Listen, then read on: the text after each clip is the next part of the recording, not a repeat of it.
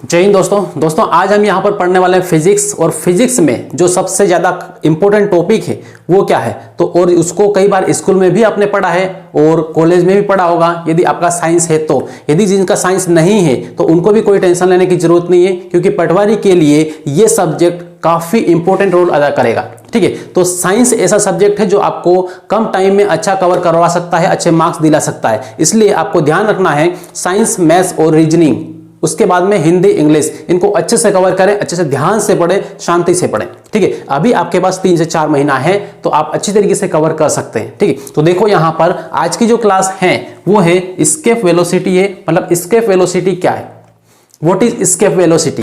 ठीक है, escape velocity के बारे में आप क्या जानते हैं, मतलब पलायन वेग के बारे में आप क्या समझते हैं। ठीक है, इसके बारे में आप बहुत अच्छी तरीके से थोड़ा बहुत जानते भी हैं, लेकिन एकदम क्लियरिटी नहीं है, थोड़ा सा कंफ्यूजन है। तो इस कंफ्यूजन को आज दूर करेंगे यहाँ पे। ठीक है, तो आइए यहाँ पर देखें अब पलायन वेग। ठीक है, इसी की बात करते हैं। ठीक है, इसलिए यहाँ पर देखें, अब आपसे मैं ये कहूँ कि आप किसी भी पत्थर को, किसी भी वस्तु को हल्के से धीरे से ऊपर फेंकोगे तो थोड़ा ऊपर जाएगी।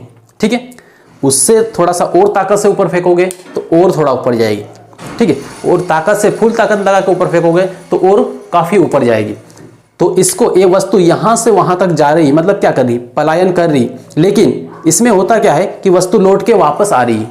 ठीक है, वापस पृथ्वी पर आ रही है, मतलब वापस अपने हाथ में आ रही है। ठीक है, तो इसका मतलब ये अभी पलायन नहीं हुआ है। ठीक है, तो पलायन का मतलब होता क्या है कि किसी वस्तु का एक स्थान से दूसरे स्थान पर चले जाना, किसी व्यक्ति का एक जगह को छोड़ के दूसरी जगह पर चले जाना, इसी को क्या बोलते हैं, पलायन बोलते हैं। राइट, तो यहाँ पे फिजिक्स है, इस फिजिक्स में पलायन में क्या है। ठीक है, पलायन को किस तरीके से समझेंगे, थोड़ा सा ये देखें।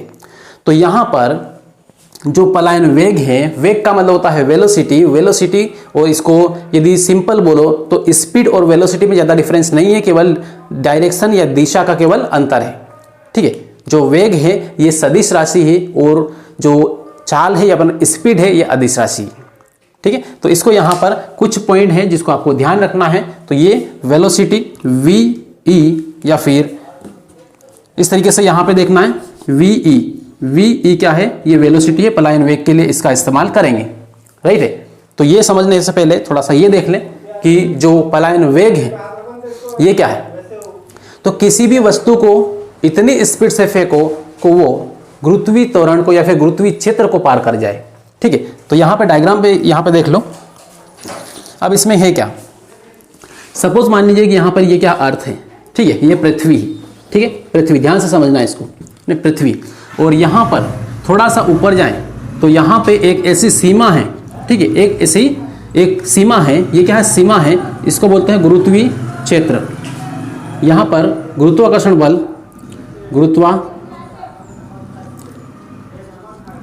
गुरुत्वाकर्षण, ठीक है, गुरुत्वाकर्षण बल इसके ऊपर जाएंगे तो शून्य हो जाएगा, गुरुत्वाकर्षण बल नहीं लगेगा। इसके नीचे है तो गुरुत्वाकर्षण क्या होगा, प्लस होगा, मतलब बढ़ेगा। ठीक है, तो इस तरीके से गुरुत्वाकर्षण बल जैसे जैसे ऊपर जाएंगे, अधिक ऊंचाई पर जाएंगे, गुरुत्वाकर्षण बल कम हो जाएगा।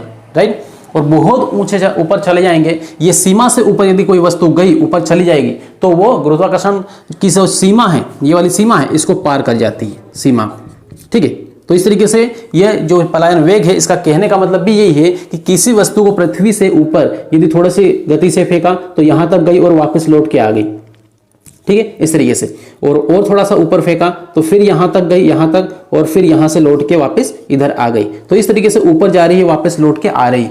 ठीक है, लेकिन इतना स्पीड से फेंका कि वो वस्तु यहां से इस सीमा को पार कर गई। ठीक है, इस सीमा को पार कर गई, किसकी, गुरुत्वाकर्षण बल की सीमा। गुरुत्वाकर्षण बल यहां से नीचे लगता है, ऊपर नहीं लगता है, ऊपर शून्य है। राइट, तो इस तरीके से इस सीमा को यदि पार कर जाए तो वो जो वेग है, वो जो स्पीड है, जिस स्पीड से इस सीमा को पार करवाया है, उसको हम क्या बोलेंगे, उसको बोलेंगे पलायन वेग। ठीक है, एस्केप वेलोसिटी।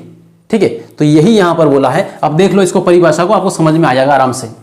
तो पलायन वेग वह न्यूनतम वेग है, वह न्यूनतम वेग है जो इस सीमा को पार करवा दे। ठीक है, पलायन वेग वह न्यूनतम वेग है जिससे किसी वस्तु को पृथ्वी की सतह से ऊपर की ओर फेंके जाने पर, पृथ्वी की सतह यह है, यहां से ऊपर की ओर फेंके जाने पर वह गुरुत्वीय क्षेत्र को पार कर जाती है, गुरुत्वीय क्षेत्र ये वाला है, इसको पार कर जाती है और ऊपर निकल जाती है तो पृथ्वी पर वापस नहीं आती। अब यहां से ये वस्तु पृथ्वी पर लौटकर वापस नहीं आएगी, मतलब यहीं पे हवा में कहीं कहीं झूलती रहेगी इस तरीके से या घूमती रहेगी वहीं, ठीक है, नीचे नहीं आएगी।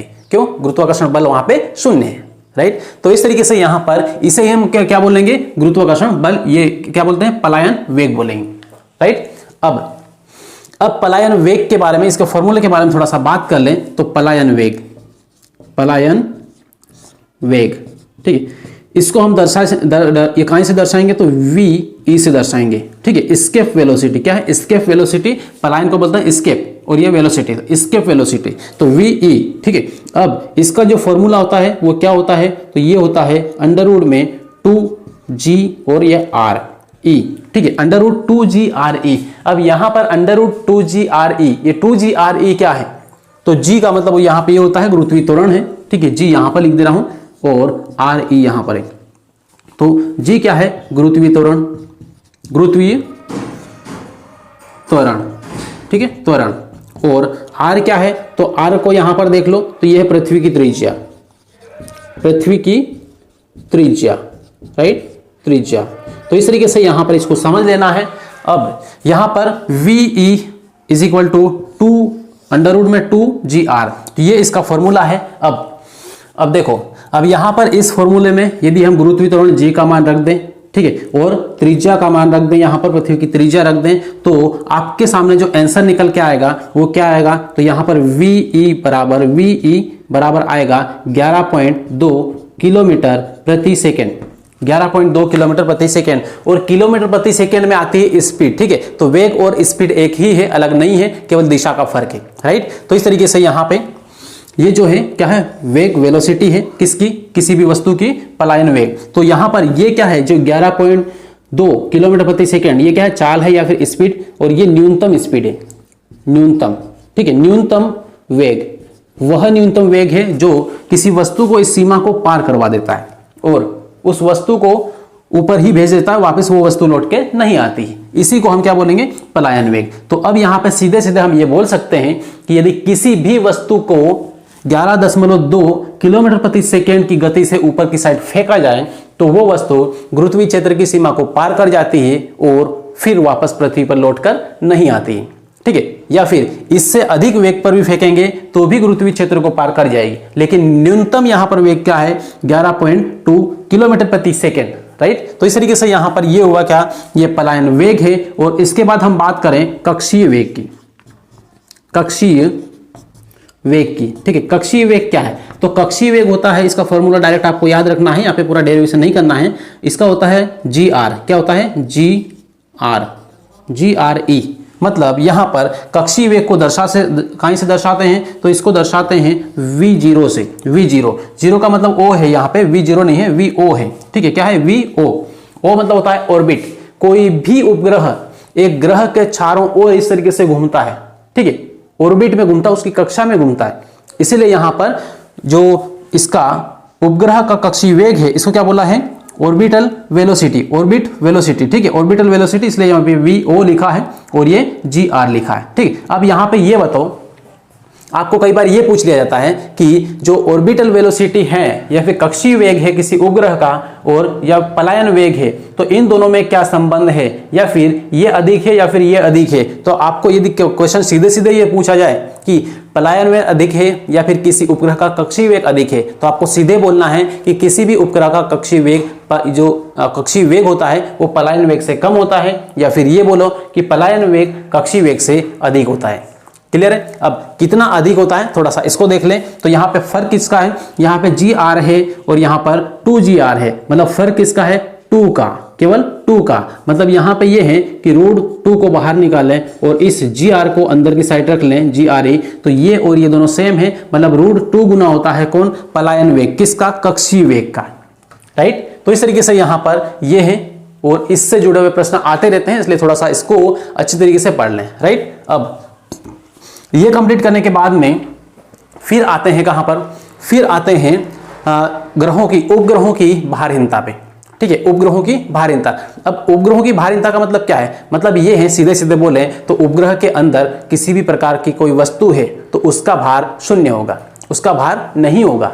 ठीक है, उपग्रह के अंदर आपने कई बार मूवियों में देखा है, ठीक है, बहुत बार मूवियों में देखा होगा कि कोई उपग्रह ऊपर जा रहा है या फिर रॉकेट वगैरह कोई ऊपर छोड़ा गया है उपग्रह, उस उपग्रह के अंदर कोई व्यक्ति है तो वो व्यक्ति किसी कुर्सी के ऊपर बैठा हुआ नहीं मिलेगा, वो उसमें हवा में तैरता हुआ मिलेगा, उपग्रह के अंदर इधर उधर घूमते हुए मिलेगा। ठीक है, क्योंकि वो सतह के ऊपर खड़ा नहीं हो सकता है। क्यों? क्योंकि उपग्रह की जो सतह है वो उस व्यक्ति के ऊपर कोई भी आकर्षण बल नहीं लगाती, शून्य है। ठीक है, तो इस तरीके से वहां पे वो निर्वात में घूमता रहता है, और वहां पर यदि वो व्यक्ति चाहे कुछ खाना पीना, तो इस तरीके से कोई पानी पीना चाहे गिलास से तो नहीं पी पाएगा। क्यों? क्योंकि पानी डालेगा तो पानी का भार तो कुछ है नहीं, शून्य है, क्योंकि व्यक्ति का ही भार यहाँ पे शून्य है, तो पानी का क्या भार है? तो इसलिए जैसे गिलास से नीचे गिरेगा पानी तो वो हवा में बूंदों के रूप में फैल जाएगा और पानी नहीं पी पाएगा। इसलिए जो भी व्यक्ति किसी उपग्रह में जाता है, कोई रॉकेट में इस तरीके जाता है जहां पर गुरुत्वाकर्षण बल नहीं है, वहां पर उनको खाने के लिए, भोजन पानी के लिए पेस्ट बना के बोतल में भर के या फिर किसी पाइप के द्वारा वो ग्रहण करते हैं। राइट, तो इस तरीके से यहाँ पे होता है भारहीनता। ठीक है, यही है उपग्रहों की भारहीनता कि उपग्रह के अंदर कोई भार नहीं होता है। फिर हम बात करेंगे कि यदि उपग्रहों की भारहीनता है तो फिर चंद्रमा भी तो एक उपग्रह है। ठीक है, चंद्रमा भी क्या है? एक उपग्रह है, लेकिन चंद्रमा का कोई भी भार है, भार तो है उसका। ठीक है, चंद्रमा खुद का भार है, इसलिए उसका खुद का क्या है? एक गुरुत्वाकर्षण बल भी है। तो चंद्रमा के पास गुरुत्वाकर्षण बल होता है। ठीक है, इसलिए वहां पर चंद्रमा के ऊपर भारहीनता नहीं होती। अब इसको थोड़ा सा समझ लें। ठीक है, अब देखो, अब यहां पर ये है अर्थ। ठीक है, ये क्या है? पृथ्वी है, और इसके चारों ओर घूमने वाला क्या है? चंद्रमा है। तो ये चंद्रमा है, यहां पर चंद्रमा है ये, तो ये पृथ्वी है। ठीक है, ये पृथ्वी है इस तरीके से। तो इसका भार जो भी है, इसका भार मान लिया अपन ने x है। ठीक, इसका भार क्या है? x है। तो पृथ्वी का जो भार है ये x है, और इसका गुरुत्वाकर्षण बल कितना है? तो गुरुत्वाकर्षण बल इसका जितना भी होगा, है ना, गुरुत्वीय बल, यहां पे लिख दे रहा हूं, गुरुत्वाकर्षण बल। तो पृथ्वी का जितना गुरुत्वाकर्षण बल है, मान लिया यहां पे इसका गुरुत्वाकर्षण बल क्या है? p है। तो जो चंद्रमा है ये क्या है? चंद्रमा का गुरुत्वाकर्षण बल कितना होता है? गुरुत्वाकर्षण बल चंद्रमा के पास होता है, इसलिए उसके ऊपर भारहीनता नहीं होती। चंद्रमा के ऊपर कोई व्यक्ति खड़ा हो सकता है, ठीक है, लेकिन किसी उपग्रह के ऊपर, उपग्रह के अंदर नहीं खड़ा हो सकता है। राइट, इसलिए यहां पर ध्यान रखना है कि चंद्रमा का गुरुत्वाकर्षण बल है, भले कम है पृथ्वी से, लेकिन है। ठीक है, अब यहां पर कितना है? तो यहां पर यदि इसका p है तो इसके p का 1/6 गुना होता है। ठीक है, पृथ्वी के गुरुत्वाकर्षण बल का 1/6 भाग चंद्रमा का गुरुत्वाकर्षण बल होता है। राइट, तो ये दोनों जो रिलेशन है, ये इधर p का, उधर ये p 1/6 का, केवल 1/6 गुना, इतना केवल याद रखना है। ठीक है, p तो मैंने मन से लिया, लेकिन 1/6 गुना होता है चंद्रमा का जो गुरुत्वाकर्षण बल है वो। ठीक, किससे? पृथ्वी से। क्लियर हुआ इतना? तो अब यहाँ पे इतना क्लियर हुआ है, तो ये वाली जो क्लास है इसको बस यहाँ तक ही रखेंगे, और इसको सबसे पहले क्या करना है, अपने जो पेन कॉपी लेके एक नोटबुक में लिख लें। लिखने के बाद में उसको 1-2 दिन बाद फिर रिवाइज कर लें। इसी तरीके से ही यदि हम पढ़ेंगे तो अच्छी तरीके से तैयारी कर पाएंगे। ठीक है दोस्तों, इस क्लास को सबसे पहले क्या करना है? सब्सक्राइब कर देना, लाइक कर देना, और जितना हो सके इसको फॉरवर्ड करें, शेयर करें, ताकि और भी स्टूडेंट जुड़ पाएं और भी अच्छी तरीके से हम क्लास को और बेटर क्वालिटी और दे पाएं। और बाकी मिलते हैं अगली क्लास में। लेकिन अगली क्लास में क्या पढ़ेंगे इसको थोड़ा बता देता हूं आपको।